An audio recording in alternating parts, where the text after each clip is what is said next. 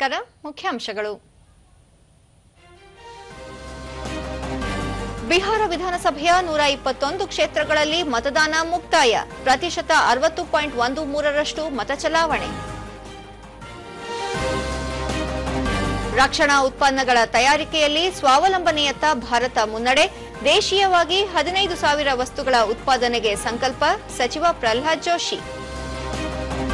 ಕಬ್ಬು ಬೆಳೆಗಾರರ ಸಮಸ್ಯೆಗಳಿಗೆ ಪರಿಹಾರ ಯತ್ನ. ನಾಳೆ ಸಕ್ಕರೆ ಕಾರ್ಖಾನೆ ಮಾಲೀಕರೊಂದಿಗೆ ಮಹತ್ವದ ಚರ್ಚೆ. ಮುಖ್ಯಮಂತ್ರಿ ಸಿದ್ದರಾಮಯ್ಯ. ಮತ್ತು ಕಾಂಗ್ರೆಸ್ ಸರ್ಕಾರದಿಂದ ರೈತ ವಿರೋಧಿ ಧೋರಣೆ. ಕಬ್ಬು ಬೆಳೆಗಾರರಿಗೆ ಯೋಗ್ಯ ದರ ನಿಗದಿಯಲ್ಲಿ ವಿಫಲ. ಬಿಜೆಪಿ ರಾಜ್ಯಾಧ್ಯಕ್ಷ ಬಿವೈ ವಿಜಯೇಂದ್ರ. ವಾರ್ತೆಗಳ ವಿವರ. ಬಿಹಾರ ವಿಧಾನಸಭೆಯ ಮೊದಲ ಹಂತದ ಚುನಾವಣೆಗೆ ಇಂದು 121 ಕ್ಷೇತ್ರಗಳಲ್ಲಿ ಮತದಾನ ಮುಕ್ತಾಯಗೊಂಡಿದೆ. ವೃದ್ಧರು, ಯುವಕರು, ಮಹಿಳೆಯರು ಸೇರಿದಂತೆ ಎಲ್ಲಾ ವರ್ಗದ ಮತದಾರರು ಅತ್ಯುತ್ಸಾಹದಿಂದ ಮತ ಚಲಾಯಿಸಿದರು. ಸಂಜೆ 5 ಗಂಟೆಯ ವೇಳೆಗೆ 60.13ರಷ್ಟು ಮತದಾನವಾಗಿದೆ. ಮತದಾನಕ್ಕಾಗಿ ಭಾರೀ ಬಿಗಿ ಬಂದೋಬಸ್ತ್ ಕಲ್ಪಿಸಲಾಗಿತ್ತು. ಎಲ್ಲಾ 45,341 ಮತಗಟ್ಟೆಗಳಿಂದ ವೆಬ್ಕಾಸ್ಟಿಂಗ್ ಮಾಡಲಾಗಿತ್ತು. ರಾಜ್ಯ ಪೊಲೀಸ್ ಜೊತೆಗೆ ಕೇಂದ್ರೀಯ ಪೊಲೀಸ್ ಪಡೆಗಳನ್ನು ಭದ್ರತೆಗಾಗಿ ನಿಯೋಜಿಸಲಾಗಿತ್ತು. ಮಹಿಳಾ ಮತದಾರರನ್ನು ಉತ್ತೇಜಿಸಲು 926 ಸಖಿ ಮತಗಟ್ಟೆಗಳನ್ನು ಮತ್ತು ವಿಶೇಷಚೇತನರಿಗಾಗಿ 107 ವಿಶೇಷ ಮತಗಟ್ಟೆಗಳನ್ನು ಹಾಗೂ ಎಲ್ಲಾ ಬಗೆಯ ಸೌಕರ್ಯಗಳಿರುವ 320 ಮಾದರಿ ಮತಗಟ್ಟೆಗಳನ್ನು ಸ್ಥಾಪಿಸಲಾಗಿತ್ತು. ರಾಜ್ಯ ಚುನಾವಣಾ ಅಧಿಕಾರಿಗಳು ಮತದಾರರ ಸಹಾಯಕ್ಕಾಗಿ ವಿಶೇಷ ಸಹಾಯವಾಣಿಯನ್ನು ಕೂಡ ಆರಂಭಿಸಲಾಗಿತ್ತು.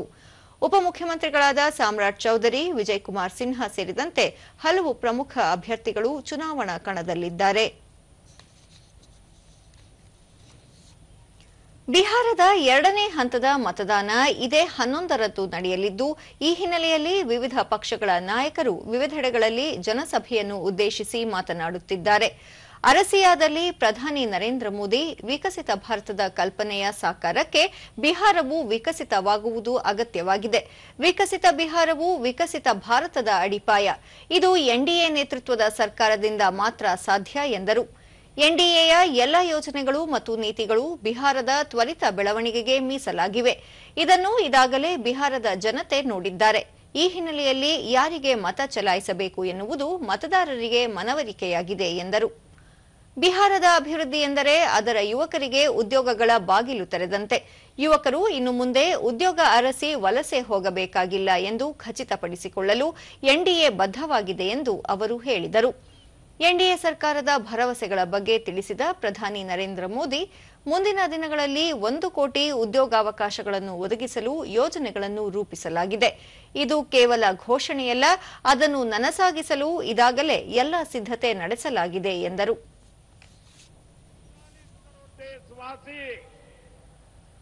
यही मेरा परिवार है, यही मेरे मालिक है.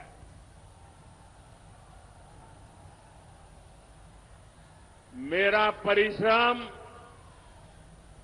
दिन रात खपने की मेरी कोशिश सिर्फ और सिर्फ आपके बच्चों के बेहतर भविष्य के लिए ही है.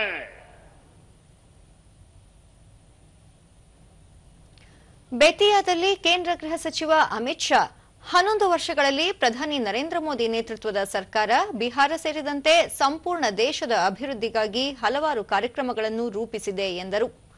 ಲಾಲು ಪ್ರಸಾದ್ ಯಾದವ್ ಆಳ್ವಿಕೆಯಲ್ಲಿ ಬಿಹಾರದಲ್ಲಿ ಹಗರಣಗಳು ಹೆಚ್ಚಾಗಿರುವುದು ಎಲ್ಲರಿಗೂ ತಿಳಿದಿರುವ ವಿಷಯವೇ ಎಂದ ಸಚಿವರು ಎನ್ಡಿಎ ನೇತೃತ್ವದ ಸರ್ಕಾರ ರೂಪಿಸಿದ ಹಲವು ಯೋಜನೆಗಳ ಮಾಹಿತಿ ನೀಡಿದರು. ಬಿಹಾರದಲ್ಲಿ ಕೋಸಿ ನದಿಯ ಮೇಲೆ ಸೇತುವೆ ನಿರ್ಮಾಣ ಹಾಗೂ ರೈಲು ಸೇತುವೆಯನ್ನು ನಿರ್ಮಿಸುವ ಮೂಲಕ ಎನ್ಡಿಎ ಸರ್ಕಾರವು ಮಿಥಿಲಾವನ್ನು ಏಕೀಕರಿಸಿದೆ. ಇಷ್ಟೇ ಅಲ್ಲದೆ ವಿಮಾನ ನಿಲ್ದಾಣ ನಿರ್ಮಾಣ, ಏಮ್ಸ್ ಸ್ಥಾಪನೆಯೊಂದಿಗೆ ಬಿಹಾರವನ್ನು ಹೊಸ ಎತ್ತರಕ್ಕೆ ಕೊಂಡೊಯ್ಯುತ್ತಿದೆ ಎಂದು ಅಮಿತ್ ಶಾ ಹೇಳಿದರು.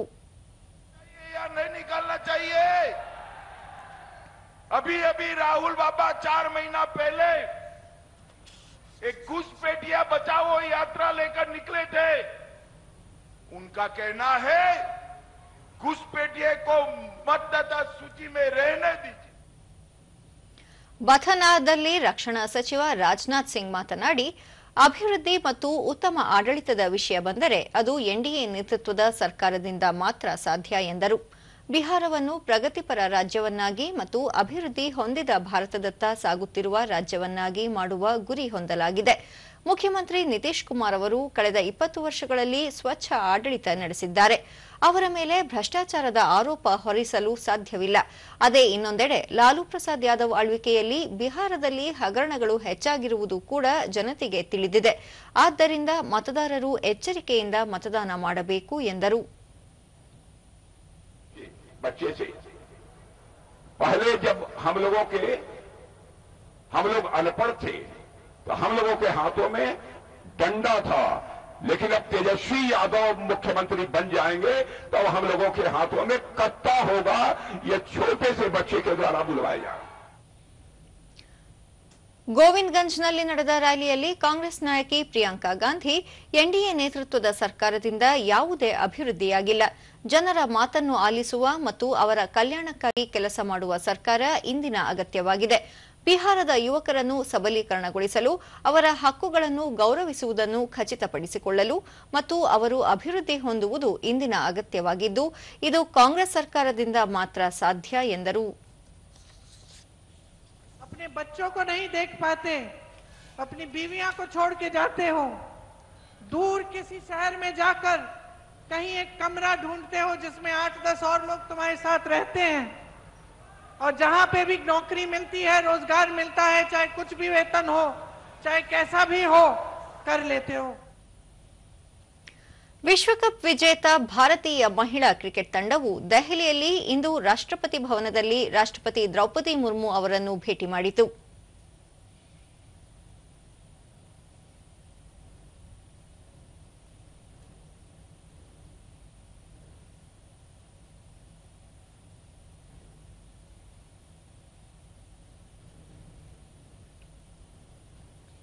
ಈ ಸಂದರ್ಭದಲ್ಲಿ ಮಾತನಾಡಿದ ಕ್ರಿಕೆಟ್ ತಂಡದ ಮುಖ್ಯ ತರಬೇತುದಾರ ಅಮೋಲ್ ಮಜುಮ್ದಾರ್, ಇದು ಕೇವಲ ಭಾರತೀಯ ಮಹಿಳಾ ಕ್ರಿಕೆಟ್ ತಂಡದ ಗೆಲುವು ಅಲ್ಲ, ಪ್ರತಿಯೊಬ್ಬ ಭಾರತೀಯನ ಗೆಲುವು ಎಂದು ನಾನು ನಂಬುತ್ತೇನೆ ಎಂದರು.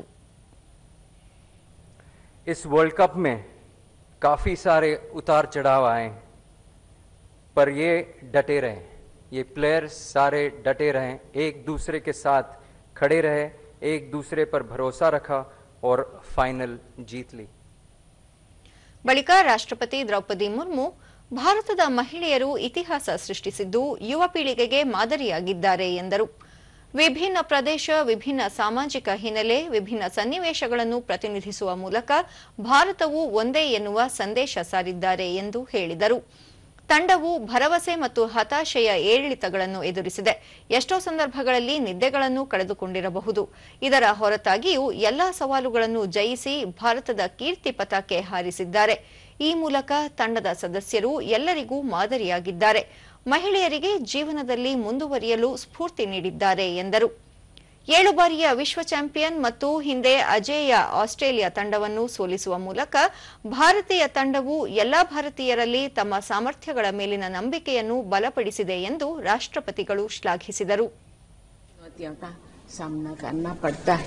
आप सब अपने अपने प्रदर्शन से टीम इंडिया की सफलता के नई रिकॉर्ड्स बनाती रहे.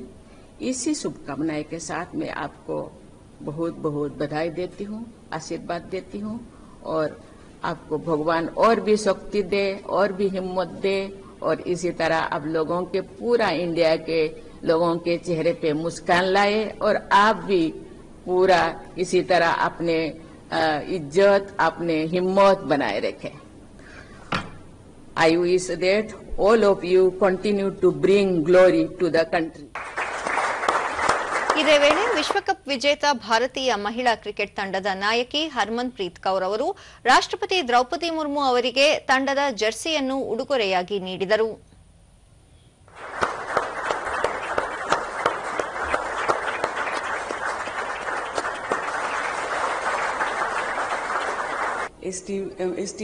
ಇದೇ ವೇಳೆ ರಾಷ್ಟ್ರಪತಿ ಕ್ರಿಕೆಟ್ ತಂಡದ ಯುವತಿಯರ ಜೊತೆ ಸಂವಾದ ನಡೆಸಿದರು. हम सबका यही मोटिव था कि ये ट्रॉफी हम अपनी कंट्री से बाहर नहीं जाने देंगे.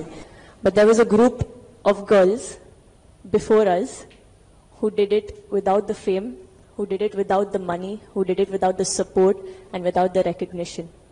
सबसे अच्छी बात थी इस टीम में कि हम एकजुट होकर खेल रहे थे. जब हम जीत रहे थे तब तो एक साथ थे, बट जब हार रहे थे उसके बाद भी एक साथ थे हम लोग। किसी के भी शोल्डर डाउन नहीं थे, सबको सपोर्ट कर रहे थे एक दूसरे को। ಕೇಂದ್ರ ಸಚಿವ ಜೆಪಿ ನಡ್ಡಾ ಇಂದು ದೆಹಲಿಯಲ್ಲಿ ಶ್ರೀಲಂಕಾದ ವಿರೋಧ ಪಕ್ಷದ ನಾಯಕ ಸಜಿತ್ ಪ್ರೇಮದಾಸ ಅವರನ್ನು ಭೇಟಿಯಾದರು.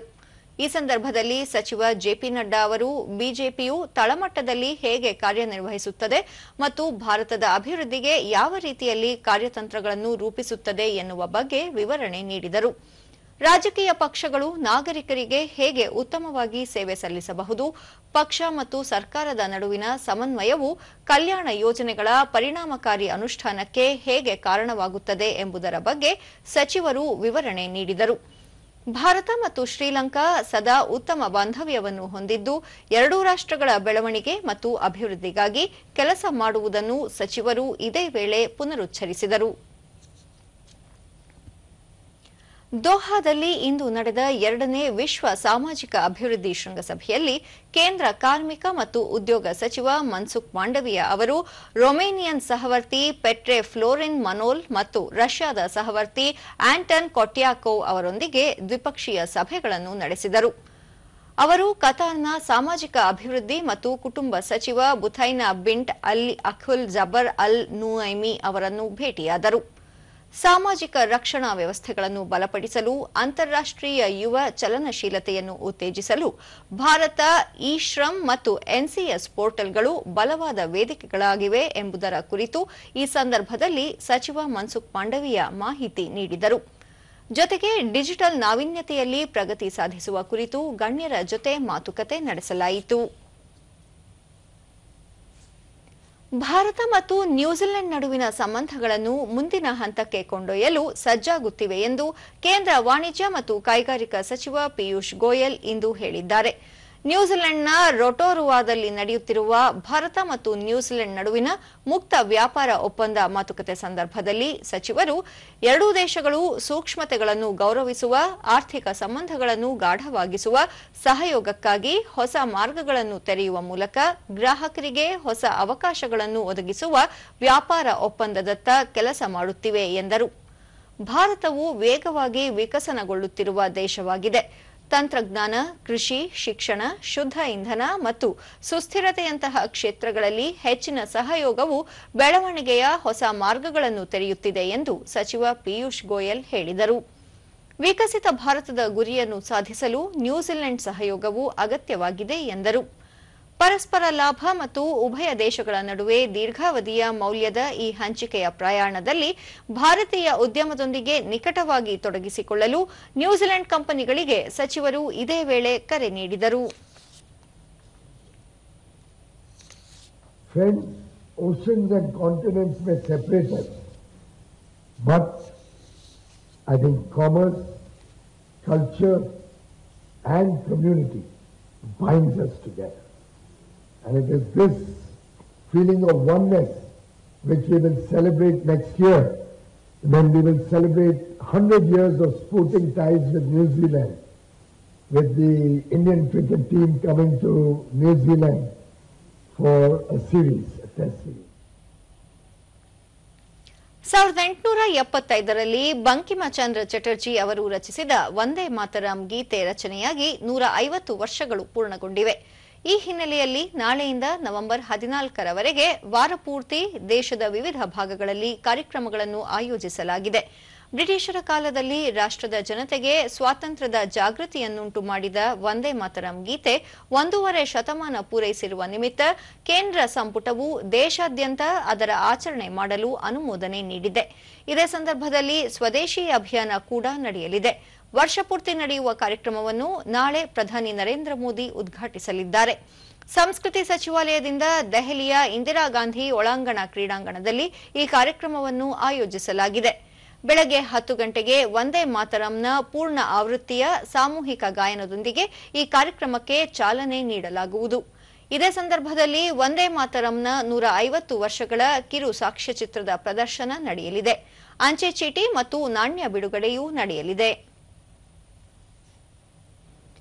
ರಕ್ಷಣಾ ಅವಶ್ಯಕತೆಗಳ 90% ದೇಶೀಯವಾಗಿ ಉತ್ಪಾದಿಸುವ ರಾಷ್ಟ್ರವಾಗಿ ಭಾರತ ಹೊರಹೊಮ್ಮಿದೆ. ಇದು ಸ್ವಾವಲಂಬನೆ ಮತ್ತು ಶಕ್ತಿಯುತ ಭಾರತದ ಪಯಣದಲ್ಲಿ ಒಂದು ನಿರ್ಣಾಯಕ ಮೈಲಿಗಲ್ಲು ಆಗಿದೆ ಎಂದು ಕೇಂದ್ರ ಹೊಸ ಹಾಗೂ ನವೀಕರಿಸಬಹುದಾದ ಇಂಧನ ಸಚಿವ ಪ್ರಹ್ಲಾದ್ ಜೋಶಿ ಹೇಳಿದ್ದಾರೆ.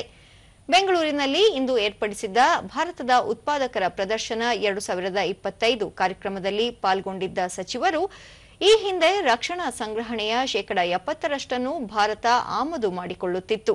ಇಂದು 90% ರಕ್ಷಣಾ ಉತ್ಪನ್ನಗಳನ್ನು ದೇಶೀಯವಾಗಿ ತಯಾರಿಸಲಾಗುತ್ತಿದೆ. 15,000ಕ್ಕೂ ಹೆಚ್ಚು ವಸ್ತುಗಳನ್ನು ಆಮದು ಮಾಡಿಕೊಳ್ಳುತ್ತಿದ್ದ ಭಾರತ ಇದೀಗ ಈ ಎಲ್ಲಾ ವಸ್ತುಗಳನ್ನು ದೇಶೀಯವಾಗಿ ಉತ್ಪಾದಿಸಲಾಗುತ್ತಿದೆ ಎಂದು ತಿಳಿಸಿದ್ದಾರೆ. ರಕ್ಷಣಾ ಕ್ಷೇತ್ರದ ಕ್ಷಿಪ್ರ ಪ್ರಗತಿಗೆ ಎಂಎಸ್ಎಂಇಗಳು, ನವೋದ್ಯಮಗಳು ಹೆಚ್ಚಿನ ಕೊಡುಗೆ ನೀಡುತ್ತಿವೆ. ಕೇಂದ್ರ ಸರ್ಕಾರವು ವಿಶ್ವಾಸ ಆಧಾರಿತ ಆಡಳಿತವನ್ನು ಉತ್ತೇಜಿಸುತ್ತಿದ್ದು ಅನುಸರಣಾ ವ್ಯವಸ್ಥೆಯನ್ನು ಸರಳಗೊಳಿಸುತ್ತಿದೆ ಎಂದು ಹೇಳಿದರು. I am here. So many stalwarts have spoken. I do not want to say much of things now here. See, the question of India's technology, India's manufacturing capacity, Bharat का जो क्षमता है, क्षमता के बारे में, टेक्नोलॉजिकल क्षमता के बारे में, टेक्नोलॉजिकल के नोहो के बारे में प्रीवियस स्पीकर्स उन्होंने जिक्र किया है.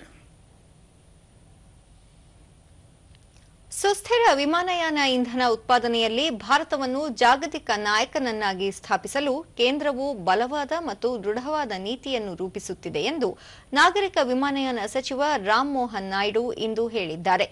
ದೆಹಲಿಯಲ್ಲಿ ನಡೆದ ಇಂಡಿಯಾ ಸುಸ್ಥಿರ ವಿಮಾನಯಾನ ಇಂಧನ ಶೃಂಗಸಭೆಯನ್ನು ಉದ್ದೇಶಿಸಿದ ಸಚಿವರು ಇಂದು ಉತ್ಪಾದನಾ ಸೌಲಭ್ಯಗಳಿಂದಾಗಿ ಭಾರತವು ಹಲವು ದೇಶಗಳಿಗಿಂತ ಮುನ್ನಡೆ ಸಾಧಿಸುತ್ತಿದೆ. ದೇಶವು ಈಗಾಗಲೇ ಈ ವಲಯದಲ್ಲಿ ಗಮನಾರ್ಹ ಪ್ರಗತಿಯನ್ನು ಸಾಧಿಸಿದೆ ಮತ್ತು ಪ್ರಸ್ತುತ ಹೆಚ್ಚಿದ ಉತ್ಪಾದನೆ ಮತ್ತು ನೀತಿ ಯೋಜನೆಗಾಗಿ ಅಗತ್ಯವಿರುವ ಎಲ್ಲಾ ಪಾಲುದಾರರನ್ನು ಕರೆತರಲು ಕೆಲಸ ಮಾಡುತ್ತಿದೆ ಎಂದರು. ಅಂತಾರಾಷ್ಟ್ರೀಯ ವಾಯು ಸಾರಿಗೆ ಸಂಘದ ಅಂಕಿ ಅಂಶ ಉಲ್ಲೇಖಿಸಿದ ಸಚಿವ ರಾಮ್ ಮೋಹನ್ ನಾಯ್ಡು 2040ರ ವೇಳೆಗೆ ವಿಮಾನಯಾನ ಉದ್ಯಮಕ್ಕೆ 183 ಮಿಲಿಯನ್ ಟನ್ ಸುಸ್ಥಿರ ವಿಮಾನಯಾನ ಇಂಧನದ ಅಗತ್ಯವಿದೆ. ಭಾರತವು 2030ರ ವೇಳೆಗೆ 5% ಇಂಧನ ಮಿಶ್ರಣವನ್ನು ಸಾಧಿಸಬೇಕಾಗಿದೆ ಎಂದರು. ಭಾರತ ತನ್ನ ಅಗತ್ಯಗಳನ್ನು ಪೂರೈಸಲು ಮಾತ್ರವಲ್ಲದೆ ಜಾಗತಿಕ ಬೇಡಿಕೆಗಳನ್ನು ಪೂರೈಸುವ ಮೂಲಕ ಇತರ ರಾಷ್ಟ್ರಗಳಿಗೆ ರಫ್ತು ಮಾಡಲು ಶಕ್ಯವಾಗಲಿದೆ ಎಂಬ ಆಶಾವಾದವಿರುವುದಾಗಿ ಅವರು ಹೇಳಿದರು. Today 88 of our airports have switched entirely to 100% green energy usage. Bengaluru Airport has achieved the highest carbon accreditation level 5 by the Airport Council International, while Delhi, Mumbai, Hyderabad have attained level 4 accreditation, becoming carbon neutral. We have advised all operational airports with scheduled services as well as developers of the upcoming greenfield airports also to actively work towards achieving carbon neutrality. ಮಂಡ್ಯದ ಮೈಶುಗರ್ ಶಾಲೆಗೆ CSR ನಿಧಿಯಿಂದ ಅತ್ಯಾಧುನಿಕ ಶಾಲಾ ವಾಹನವನ್ನು ಶಾಲೆಯ ಆಡಳಿತ ಮಂಡಳಿಗೆ ಕೇಂದ್ರ ಉಕ್ಕು ಮತ್ತು ಬೃಹತ್ ಕೈಗಾರಿಕಾ ಸಚಿವ ಎಚ್ಡಿ ಕುಮಾರಸ್ವಾಮಿ ಇಂದು ಹಸ್ತಾಂತರಿಸಿದರು. ಬಳಿಕ ಅವರು ಕಳೆದ ಕೆಲವು ತಿಂಗಳಿಂದ ವೇತನವಿಲ್ಲದೆ ತೊಂದರೆ ಅನುಭವಿಸುತ್ತಿರುವ ಮಂಡ್ಯದ ಮೈಶುಗರ್ ಶಾಲೆಯ ಶಿಕ್ಷಕರಿಗೆ ಲೋಕಸಭಾ ಸದಸ್ಯರಾಗಿರುವ ತಮಗೆ ದೊರೆಯುವ ವೇತನವನ್ನು ಶಿಕ್ಷಕರ ವೇತನ ಪಾವತಿಸಲು ನೀಡುವುದಾಗಿ ತಿಳಿಸಿದರು. ಶಿಕ್ಷಕರು ವೇತನವಿಲ್ಲದೆ ಕೆಲಸ ಮಾಡುತ್ತಿರುವುದು ನೋವಿನ ಸಂಗತಿಯಾಗಿದ್ದು ಇದುವರೆಗೂ ಸುಮಾರು 20 ಲಕ್ಷ ರೂಪಾಯಿ ವೇತನ ಬಾಕಿ ಇದೆ. ಹೀಗಾಗಿ ನನ್ನ ವೇತನದ ಮೊತ್ತವನ್ನು ದೇಣಿಗೆಯಾಗಿ ನೀಡುತ್ತೇನೆ. ಶಾಲೆಯ ಅಭಿವೃದ್ಧಿಗೆ ಅಗತ್ಯವಿರುವ ಕಾಮಗಾರಿಗಳನ್ನು 10 ಕೋಟಿ ರೂಪಾಯಿ ಅಂದಾಜು ವೆಚ್ಚದಲ್ಲಿ ಕೈಗೆತ್ತಿಕೊಳ್ಳಲಾಗುವುದು ಎಂದು ಹೇಳಿದರು. ಕಬ್ಬು ಬೆಳೆಗಾರರ ಸಮಸ್ಯೆಗಳ ಬಗ್ಗೆ ಸಮಗ್ರವಾಗಿ ಚರ್ಚಿಸಲು ಬೆಂಗಳೂರಿನಲ್ಲಿ ನಾಳೆ ಬೆಳಗ್ಗೆ 11 ಗಂಟೆಗೆ ಸಕ್ಕರೆ ಕಾರ್ಖಾನೆ ಮಾಲೀಕರ ಸಭೆ ಕರೆಯಲು ತೀರ್ಮಾನಿಸಲಾಗಿದೆ ಎಂದು ಮುಖ್ಯಮಂತ್ರಿ ಸಿದ್ದರಾಮಯ್ಯ ಹೇಳಿದ್ದಾರೆ. ಬೆಂಗಳೂರಿನಲ್ಲಿಂದು ಅವರು ಪ್ರತಿ ಟನ್ ಕಬ್ಬಿಗೆ 3,500 ರೂಪಾಯಿ ದರ ನಿಗದಿಪಡಿಸಬೇಕು ಎಂದು ಒತ್ತಾಯಿಸಿ ನಡೆಸುತ್ತಿರುವ ಪ್ರತಿಭಟನೆ ಸೇರಿದಂತೆ ಕಬ್ಬು ಬೆಳೆಗಾರರ ಸಮಸ್ಯೆಗಳ ಕುರಿತು ಸಭೆಯಲ್ಲಿ ಚರ್ಚಿಸಲಾಗುವುದು. ಬಳಿಕ ಹಾವೇರಿ, ಬೆಳಗಾವಿ, ವಿಜಯಪುರ ಮತ್ತು ಬಾಗಲಕೋಟೆ ಜಿಲ್ಲೆಗಳ ರೈತ ಮುಖಂಡರ ಸಭೆಯನ್ನು ನಾಳೆ ಮಧ್ಯಾಹ್ನ 1 ಗಂಟೆಗೆ ಕರೆಯಲಾಗುವುದು ಎಂದು ಹೇಳಿದರು. ಕಬ್ಬು ಬೆಳೆಗಾರರ ಸಮಸ್ಯೆಗಳು ಮತ್ತು ಬೇಡಿಕೆಗಳ ಕುರಿತು ಚರ್ಚಿಸಲು ಕಾಲಾವಕಾಶ ನೀಡುವಂತೆ ಪ್ರಧಾನಿ ನರೇಂದ್ರ ಮೋದಿ ಅವರಿಗೆ ನಾಳೆಯೇ ಪತ್ರ ಬರೆಯಲಾಗುವುದು. ಸಮಯ ನಿಗದಿಯಾದರೆ ರೈತರ ಸಮಸ್ಯೆಗಳನ್ನು ಪ್ರಧಾನಿಯವರಿಗೆ ಮನವರಿಕೆ ಮಾಡಿಕೊಡಲಾಗುವುದು ಎಂದು ಮುಖ್ಯಮಂತ್ರಿ ತಿಳಿಸಿದರು. ಕಬ್ಬು ಬೆಳೆಗಾರರ ಬೇಡಿಕೆಗಳು ಮತ್ತು ಪ್ರತಿಭಟನೆ ನಡೆಸುತ್ತಿರುವ ಬಗ್ಗೆ ಸರ್ಕಾರ ಗಂಭೀರವಾಗಿ ಪರಿಗಣಿಸಿದ್ದು, ಇದಕ್ಕೆ ಪರಿಹಾರ ಕಂಡುಕೊಳ್ಳುವ ಕುರಿತು ಸಚಿವ ಸಂಪುಟದಲ್ಲಿ ಚರ್ಚಿಸಲಾಗಿದೆ ಎಂದು ಹೇಳಿದರು. ಎಲ್ಲಿಂದ ಕೊಡಕ್ಕಾಗತ್ತೆ? ಆಮೇಲೆ 3 ವರ್ಷದಲ್ಲಿ ನಾನು ಅದಕ್ಕೆ ನಾಳೆ ಶುಗರ್ ಫ್ಯಾಕ್ಟರಿ ಓನರ್ಸ್ ನ ಕರೆದಿದ್ದೀನಿ ಮೀಟಿಂಗು. ಅವರು FRP ನಿಗದಿ ಮಾಡಿರ್ತಕ್ಕಂಥದ್ದು, ರೈತರು ಡಿಮ್ಯಾಂಡ್ ಇರತಕ್ಕಂಥದ್ದು, ರೈತರು ನೀವು ಕೊಡಬೇಕಾಗಿ ಮಹಾರಾಷ್ಟ್ರದಲ್ಲಿ ಈ ತರ ಕೊಡ್ತಾ ಇದ್ದಾರೆ, ನೀವ್ಯಾಕೆ ಕೊಡ್ತಾ ಇಲ್ಲ, ಇದನ್ನೆಲ್ಲ ಚರ್ಚೆ ಮಾಡ್ತೀವಿ ನಾಳೆ. ನಾವು ಒಟ್ಟಾರೆಯಾಗಿ ಇಷ್ಟು ಹೇಳ್ತೀನಿ, ನಮ್ಮ ಸರ್ಕಾರ ರೈತರ ಪರ ಇದೆ, ರೈತರಿಗೆ ಅನ್ಯಾಯ ಆಗಲಿಕ್ಕೆ ಬಿಡೋದಿಲ್ಲ. ಕೇಂದ್ರ ಸರ್ಕಾರದ ಮೇಲೆ ಎಷ್ಟು ಒತ್ತಡ ಹಾಕಲಿಕ್ಕೆ ಸಾಧ್ಯ ಆಗ್ತದೆ ಅಷ್ಟು ಒತ್ತಡ ಹಾಕ್ತೀವಿ. ಇದು ಕೇಂದ್ರ ಸರ್ಕಾರದ ಜವಾಬ್ದಾರಿ. FRP ನಿಗದಿ ಮಾಡೋದು, ಕಬ್ಬಿಗೆ ನ್ಯಾಯಯುತವಾದಂತಹ ಬೆಲೆ ಕೊಡ್ತಕ್ಕಂಥದ್ದು ಕೇಂದ್ರ ಸರ್ಕಾರದ ಜವಾಬ್ದಾರಿ. MSP ಕೇಂದ್ರ ಸರ್ಕಾರ ನಿಗದಿ ಮಾಡತಕ್ಕಂಥದ್ದು. ಸಕ್ಕರೆ ಇಂಪೋರ್ಟ್ ಎಕ್ಸ್ಪೋರ್ಟ್ ಅದನ್ನ ರೆಗ್ಯುಲೇಟ್ ಮಾಡತಕ್ಕಂಥವ್ರು ಕೇಂದ್ರ ಸರ್ಕಾರ. ಬೆಲೆ ಶುಗರ್ ಫ್ಯಾಕ್ಟರಿ ಶುಗರ್ದು ಬೆಲೆ ನಿಗದಿ ಮಾಡತಕ್ಕಂಥವ್ರು ಅವರು. ನಾವು ನಾಳೆ ಫ್ಯಾಕ್ಟರಿಯಿಂದ ಮ್ಯಾಕ್ಸಿಮಮ್ ಕೊಡಿಸಲಿಕ್ಕೆ ಪ್ರಯತ್ನ ಮಾಡ್ತೀವಿ. ಸಂಕಷ್ಟಕ್ಕೆ ಸಿಲುಕಿರುವ ಕಬ್ಬು ಬೆಳೆಗಾರರ ಹಿತರಕ್ಷಣೆ ಮಾಡುವಲ್ಲಿ ರಾಜ್ಯದಲ್ಲಿನ ಕಾಂಗ್ರೆಸ್ ಸರ್ಕಾರ ಸಂಪೂರ್ಣವಾಗಿ ವಿಫಲವಾಗಿದೆ ಎಂದು ಬಿಜೆಪಿ ರಾಜ್ಯಾಧ್ಯಕ್ಷ ಬಿವೈ ವಿಜಯೇಂದ್ರ ಆರೋಪಿಸಿದ್ದಾರೆ. ಬೆಂಗಳೂರಿನಲ್ಲಿಂದು ಅವರು ಬೆಳಗಾವಿ ಸೇರಿದಂತೆ ಉತ್ತರ ಕರ್ನಾಟಕ ಭಾಗದ ಕಬ್ಬು ಬೆಳೆಗಾರರು ತಮ್ಮ ನ್ಯಾಯಯುತ ಬೇಡಿಕೆಗಳ ಈಡೇರಿಕೆಗಾಗಿ ಒತ್ತಾಯಿಸಿ ಕೆಲವು ದಿನಗಳಿಂದ ಹೋರಾಟ ನಡೆಸುತ್ತಿದ್ದಾರೆ. ಯಾವುದೇ ಸಚಿವರು ಕಬ್ಬು ಬೆಳೆಗಾರರ ಸಮಸ್ಯೆಗಳನ್ನು ಆಲಿಸಲು ಸ್ಥಳಕ್ಕೆ ಭೇಟಿ ನೀಡಿಲ್ಲ, ಅವರ ಸಮಸ್ಯೆಗಳಿಗೆ ಸ್ಪಂದಿಸುವ ಪ್ರಯತ್ನ ಮಾಡಿಲ್ಲ ಎಂದು ಟೀಕಿಸಿದರು. ಕೇಂದ್ರ ಸರ್ಕಾರವನ್ನು ಅನಗತ್ಯವಾಗಿ ಟೀಕಿಸುವ ಬದಲು ಮುಖ್ಯಮಂತ್ರಿ ಸಿದ್ದರಾಮಯ್ಯ ಅವರು ಕಬ್ಬು ಬೆಳೆಗಾರರ ಬೇಡಿಕೆ ಈಡೇರಿಸುವ ನಿಟ್ಟಿನಲ್ಲಿ ಸಕ್ಕರೆ ಮಾಲೀಕರ ಸಭೆ ಕರೆದು ಚರ್ಚೆ ನಡೆಸಬೇಕೆಂದು ಒತ್ತಾಯಿಸಿದರು. ಕಾಂಗ್ರೆಸ್ ಅಧಿಕಾರಕ್ಕೆ ಬಂದಾಗಿನಿಂದ ರೈತರಿಗೆ ಉಪಯೋಗವಾಗುವ ಯಾವುದೇ ಕಾರ್ಯವನ್ನು ಜಾರಿಗೊಳಿಸಿಲ್ಲ. ಅತಿವೃಷ್ಟಿ ಸಂದರ್ಭದಲ್ಲಿ ಕೃಷಿ, ಕಂದಾಯ ಹಾಗೂ ಜಿಲ್ಲಾ ಉಸ್ತುವಾರಿ ಸಚಿವರು ಹಾಗೂ ಕಾರ್ಯದರ್ಶಿಗಳು ಸ್ಥಳಕ್ಕೆ ಭೇಟಿ ನೀಡಿ ಅಧ್ಯಯನ ನಡೆಸಿಲ್ಲ. ರೈತರಿಗೆ ಪರಿಹಾರ ಘೋಷಿಸುವ ಕೆಲಸವೂ ಆಗಿಲ್ಲ ಎಂದು ಅಸಮಾಧಾನ ವ್ಯಕ್ತಪಡಿಸಿದರು. ನೋಡಿದ್ರಿ ರಾಜ್ಯದಲ್ಲಿ ಆಡಳಿತದ ವೈಖರಿ ಹೇಗಿದೆ ಸರ್ಕಾರದ್ದು ಅಂತ ಹೇಳಿದ್ರೆ, ತಹಶೀಲ್ದಾರ್ ಕಚೇರಿಗೆ 10 ಬಾರಿ ಸುತ್ತಾಡೋ ಸಹ ಕೆಲಸ ಆಗದೇ ಇದ್ದಂತ ಸಂದರ್ಭದಲ್ಲಿ ಮಂಡ್ಯದಲ್ಲಿ ರೈತ ಆತ್ಮಹತ್ಯೆ ಮಾಡಿಕೊಂಡಿರ್ತಕ್ಕಂಥ ದುರ್ಘಟನೆ ನಡೆದಿದೆ. ಮತ್ತೊಂದು ಕಡೆ ಕಬ್ಬು ಬೆಳೆಗಾರರು ಕಳೆದ 5-6 ದಿನಗಳಿಂದ ನಿರಂತರವಾಗಿ ಹೋರಾಟ ಮಾಡ್ತಾ ಇದ್ದಾರೆ. ರಾಜ್ಯ ಸರ್ಕಾರದ ಗಮನವನ್ನ ಸೆಳೆಯುವಂತ ಕೆಲಸವನ್ನು ಕೂಡ ಮಾಡಿದ್ರೂ ಸಹ ಬೆಳಗಾವಿ, ಬಾಗಲಕೋಟೆ, ಬಿಜಾಪುರ ಆ ಭಾಗದ ಕಬ್ಬು ಬೆಳೆಗಾರರು ಹೋರಾಟ ಮಾಡ್ತಾ ಇದ್ರು. ಯಾವುದೇ ಸಚಿವರು ಅಲ್ಲಿ ಬೆಳೆಗಾರರನ್ನ ಭೇಟಿ ಮಾಡುವಂತ ಪ್ರಯತ್ನವನ್ನು ಕೂಡ ಮಾಡಲಿಲ್ಲ. ಅಕ್ಟೋಬರ್ ತಿಂಗಳ ದೇಶದ ಸ್ವಚ್ಛ ಹಾಗೂ ಅತಿ ಕಲುಷಿತ ನಗರಗಳ ಪಟ್ಟಿ ಬಿಡುಗಡೆಯಾಗಿದ್ದು 10 ವಾಯುಮಾಲಿನ್ಯ ರಹಿತ ನಗರಗಳ ಪಟ್ಟಿಯಲ್ಲಿ ಯಾದಗಿರಿ 8ನೇ ಸ್ಥಾನ ಪಡೆದುಕೊಳ್ಳುವ ಮೂಲಕ ಮಾದರಿ ನಗರವಾಗಿ ಹೊರಹೊಮ್ಮಿದೆ. ದೀಪಾವಳಿ ವೇಳೆ ಪಟಾಕಿಯ ಹೊಗೆ ನಡುವೆಯೂ ಯಾದಗಿರಿ ನಗರದಲ್ಲಿ ಅಕ್ಟೋಬರ್ 31 ದಿನಗಳ ಪೈಕಿ 6 ದಿನ ಗಾಳಿಯ ಗುಣಮಟ್ಟ ತೃಪ್ತಿಕರವಾಗಿತ್ತು. ಅಲ್ಲದೆ ಕಳಪೆ ಗುಣಮಟ್ಟದ ವಾಯು ಎಂದಿಗೂ ಕಂಡುಬಂದಿಲ್ಲ. ಯಾದಗಿರಿ ನಗರದ ಸುತ್ತಮುತ್ತ ಬೆಟ್ಟ ಗುಡ್ಡಗಳು ಅಧಿಕವಾಗಿರುವುದು ಗಾಳಿಯ ಗುಣಮಟ್ಟ ಕಾಪಾಡಲು ಅನುಕೂಲವಾಗಿದೆ. ಶುದ್ಧ ಗಾಳಿ ನೀಡುವ ನಗರವಾಗಿ ಹೊರಹೊಮ್ಮುವ ಮೂಲಕ ಮಾಲಿನ್ಯರಹಿತ ನಗರ ಎಂಬ ಹೆಗ್ಗಳಿಕೆಗೆ ಪಾತ್ರವಾಗಿದೆ.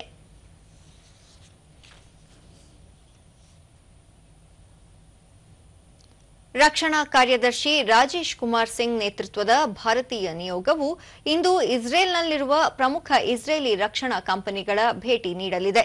ಈ ಸಂದರ್ಭದಲ್ಲಿ ಸಹ ಉತ್ಪಾದನೆ ಮತ್ತು ಸಹ ಅಭಿವೃದ್ಧಿಗೆ ಮಾರ್ಗಗಳ ಕುರಿತು ಚರ್ಚೆ ನಡೆಯಲಿದೆ. ಜೊತೆಗೆ ಅಸ್ತಿತ್ವದಲ್ಲಿರುವ ಪಾಲುದಾರಿಕೆಗಳನ್ನು ಬಲಪಡಿಸುವುದು ಮತ್ತು ಆತ್ಮನಿರ್ಭರ ಭಾರತದ ಉಪಕ್ರಮವನ್ನು ಮುನ್ನಡೆಸುವುದು ಈ ಭೇಟಿಯ ಗುರಿಯಾಗಿದೆ ಎಂದು ರಕ್ಷಣಾ ಸಚಿವಾಲಯ ಸಾಮಾಜಿಕ ಮಾಧ್ಯಮ ಪೋಸ್ಟ್ನಲ್ಲಿ ತಿಳಿಸಿದೆ. ಭಾರತ ಮತ್ತು ಪೆರು ದೇಶಗಳ ನಡುವಿನ ವ್ಯಾಪಾರ ಒಪ್ಪಂದದ 9ನೇ ಸುತ್ತಿನ ಮಾತುಕತೆಗಳು ನಿನ್ನೆ ಪೆರುವಿನ ಲಿಮಾದಲ್ಲಿ ಮುಕ್ತಾಯಗೊಂಡಿತು. ಈ ತಿಂಗಳ 3ರಂದು ಪ್ರಾರಂಭವಾದ ಈ ಮಾತುಕತೆಯಲ್ಲಿ ಉಭಯ ದೇಶಗಳ ನಡುವೆ ವ್ಯಾಪಾರವನ್ನು ಹೆಚ್ಚಿಸುವುದು, ಸುಂಕ ಮತ್ತು ಸುಂಕ ಅಲ್ಲದ ಅಡೆತಡೆಗಳನ್ನು ಕಡಿಮೆ ಮಾಡುವುದು ಮತ್ತು ಎರಡೂ ದೇಶಗಳ ಆರ್ಥಿಕ ಸಂಬಂಧಗಳನ್ನು ಬಲಪಡಿಸುವುದರ ಕುರಿತು ಚರ್ಚೆ ನಡೆಸಲಾಯಿತು. ಜೊತೆಗೆ ನಿರ್ಣಾಯಕ ಖನಿಜಗಳು ಸೇರಿದಂತೆ ಪ್ರಸ್ತಾವಿತ ಒಪ್ಪಂದದ ಪ್ರಮುಖ ಅಧ್ಯಾಯಗಳ ಬಗ್ಗೆ ಸುದೀರ್ಘ ಚರ್ಚೆ ನಡೆದಿದ್ದು, ಈ ಎಲ್ಲಾ ಕ್ಷೇತ್ರಗಳಲ್ಲಿ ಗಣನೀಯ ಪ್ರಗತಿಯನ್ನು ಕಾಣಲಾಗಿದೆ ಎಂದು ವಾಣಿಜ್ಯ ಮತ್ತು ಕೈಗಾರಿಕಾ ಸಚಿವಾಲಯ ತಿಳಿಸಿದೆ. ಭಾರತೀಯ ನೌಕಾ ಹಡಗು ಸಾವಿತ್ರಿ ಇಂದು ಮಾರಿಷಸ್ ರಾಜಧಾನಿ ಪೋರ್ಟ್ ಲೂಯಿಸ್ ತಲುಪಿದ್ದು, ಅಲ್ಲಿ ಸಂದರ್ಶಕರಿಗೆ ಆತಿಥ್ಯ ನೀಡಿದೆ. ಭಾರತ ಮತ್ತು ಮಾರಿಷಸ್ ನಡುವಿನ ಬಾಂಧವ್ಯ ವೃದ್ಧಿಯ ಹಿನ್ನೆಲೆಯಲ್ಲಿ ಈ ಕಾರ್ಯಯೋಜನೆಯನ್ನು ರೂಪಿಸಲಾಗಿದೆ. ಭಾರತೀಯ ನೌಕಾಪಡೆಯ ಕಾರ್ಯಾಚರಣೆಯ ಸಾಮರ್ಥ್ಯಗಳು, ಅತ್ಯಾಧುನಿಕ ತಂತ್ರಜ್ಞಾನ ಮತ್ತು ಶ್ರೀಮಂತ ಪರಂಪರೆಯನ್ನು ಸಾವಿತ್ರಿ ಪ್ರದರ್ಶಿಸಿದೆ.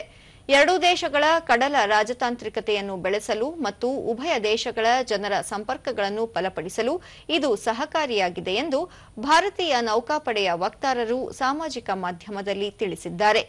ಈ ಜಂಟಿ ಕಣ್ಗಾವಲು ಮಾರಿಷಸ್ನ ಕಡಲ ವಲಯಗಳಲ್ಲಿ ಭದ್ರತೆಯನ್ನು ಖಚಿತಪಡಿಸಿಕೊಳ್ಳುವ ಗುರಿಯನ್ನು ಹೊಂದಿದೆ. ಅದೇ ಸಮಯದಲ್ಲಿ ಭಾರತೀಯ ನೌಕಾಪಡೆ ಮತ್ತು ರಾಷ್ಟ್ರೀಯ ಕರಾವಳಿ ಕಾವಲು ಪಡೆ ನಡುವಿನ ಪರಸ್ಪರ ಕಾರ್ಯಸಾಧ್ಯತೆ ಮತ್ತು ಸಮನ್ವಯವನ್ನು ಹೆಚ್ಚಿಸುತ್ತದೆ ಎಂದು ತಿಳಿಸಲಾಗಿದೆ. ಕ್ವೀನ್ಸ್ಲ್ಯಾಂಡ್ನ ಕೆನರಾ ಓವಲ್ ಮೈದಾನದಲ್ಲಿ ಇಂದು ನಡೆದ 4ನೆಯ ಟಿ20 ಪಂದ್ಯದಲ್ಲಿ ಆಸ್ಟ್ರೇಲಿಯಾ ವಿರುದ್ಧ ಭಾರತ 48 ರನ್ಗಳ ಜಯ ದಾಖಲಿಸಿದೆ. ಭಾರತ 8 ವಿಕೆಟ್ ನಷ್ಟಕ್ಕೆ 167 ರನ್ ಗಳಿಸಿತ್ತು. 168 ರನ್ಗಳ ಗುರಿ ಬೆನ್ನತ್ತಿದ ಆಸ್ಟ್ರೇಲಿಯಾ 18.2 ಓವರ್ಗಳಲ್ಲಿ 119 ರನ್ ಕಲೆ ಹಾಕುವಲ್ಲಿ ಮಾತ್ರ ಯಶಸ್ವಿಯಾಯಿತು. ಈ ಮೂಲಕ ಭಾರತ 5 ಪಂದ್ಯಗಳ ಸರಣಿಯಲ್ಲಿ ಕೇವಲ 1 ಪಂದ್ಯ ಬಾಕಿ ಇರುವಾಗಲೇ 2-1 ಮುನ್ನಡೆ ಸಾಧಿಸಿದೆ. ಕರ್ನಾಟಕದ ಒಳನಾಡು, ರಾಯಲಸೀಮಾ, ತಮಿಳುನಾಡು, ಪುದುಚೇರಿ ಮತ್ತು ಕಾರೈಕಲ್ನಲ್ಲಿ ಇಂದು ಮಳೆಯಾಗುವ ಸಾಧ್ಯತೆ ಇದೆ ಎಂದು ಭಾರತೀಯ ಹವಾಮಾನ ಇಲಾಖೆ ಮುನ್ಸೂಚನೆ ನೀಡಿದೆ. ತಮಿಳುನಾಡಿನಲ್ಲಿ ಇದೇ 8ರವರೆಗೆ ಭಾರೀ ಮಳೆಯಾಗುವ ಸಾಧ್ಯತೆ ಇದೆ. ಅಲ್ಲದೆ ದೇಶದ ಈಶಾನ್ಯ ಭಾಗ ಮತ್ತು ಕೇಂದ್ರ ಭಾಗದಲ್ಲಿ ಕನಿಷ್ಠ ಉಷ್ಣಾಂಶ 3ರಿಂದ 5 ಡಿಗ್ರಿ ಸೆಲ್ಸಿಯಸ್ ಇಳಿಕೆಯಾಗಲಿದೆ ಎಂದು ಐಎಂಡಿ ಹೇಳಿದೆ. ಈ ಮಧ್ಯೆ ದೆಹಲಿಯಲ್ಲಿ ಕನಿಷ್ಠ ತಾಪಮಾನ 23 ಡಿಗ್ರಿ ಸೆಲ್ಸಿಯಸ್ಗೆ ಇಳಿಕೆಯಾಗಿದ್ದು, ರಾಜಧಾನಿಯಲ್ಲಿ ಗಾಳಿಯ ಗುಣಮಟ್ಟ ಕಳಪೆ ವರ್ಗದಡಿ ಮುಂದುವರೆದಿದೆ. ರಾಜ್ಯದ ಹವಾಮಾನ ವರದಿ ಇಂತಿದೆ. ರಾಜ್ಯದ ಉತ್ತರ ಒಳನಾಡಿನಲ್ಲಿ ನೈಋತ್ಯ ಮುಂಗಾರು ಸಾಮಾನ್ಯ, ಕರಾವಳಿ ಹಾಗೂ ದಕ್ಷಿಣ ಒಳನಾಡಿನಲ್ಲಿ ದುರ್ಬಲ, ಒಳನಾಡಿನಲ್ಲಿ ಚದುರಿದಂತೆ ಮಳೆಯಾಗಿದ್ದು, ಕರಾವಳಿಯಲ್ಲಿ ಒಣಹವೆ ಮುಂದುವರೆದಿದೆ.